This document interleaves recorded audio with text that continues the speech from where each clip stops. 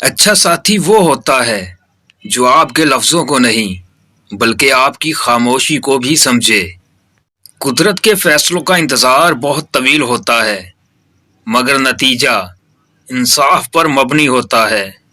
انسان کا سب سے اچھا دوست اس کا ضمیر ہے، جو اچھی بات پر شاباش اور بری بات پر ملامت کرتا ہے۔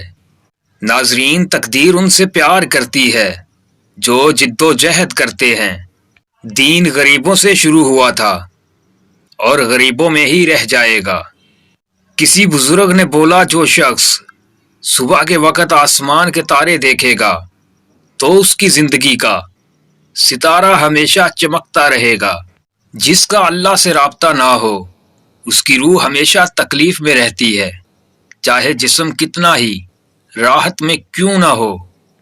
کوشش کریں آپ کے الفاظ خاموشی توڑیں، کسی کا دل نہیں۔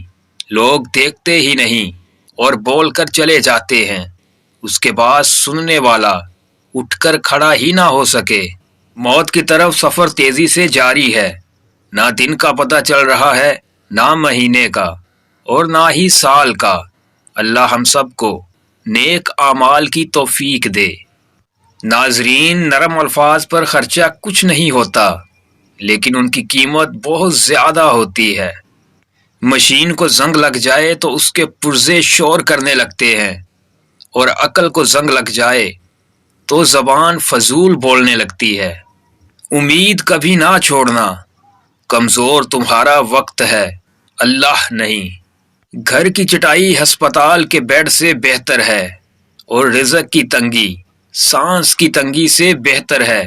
ہمیشہ اپنے رب کا شکر ادا کیجیے۔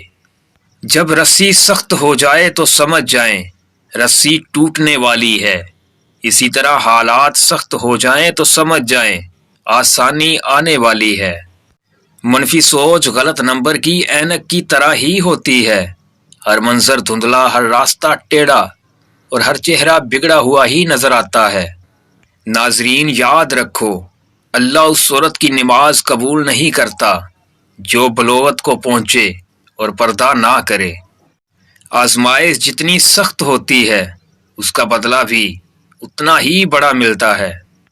حضرت علی نے فرمایا، 3 چیزوں کی شکایت کبھی مت کرنا۔ نمبر 1، اپنی قسمت کی۔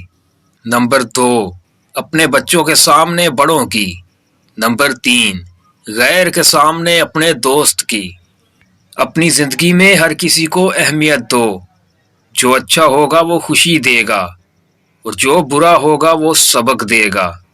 صبر کڑوا ہے لیکن اس کا پھل میٹھا ہوتا ہے۔ صبر ہر راز کے کھلنے کا رہبر ہوتا ہے۔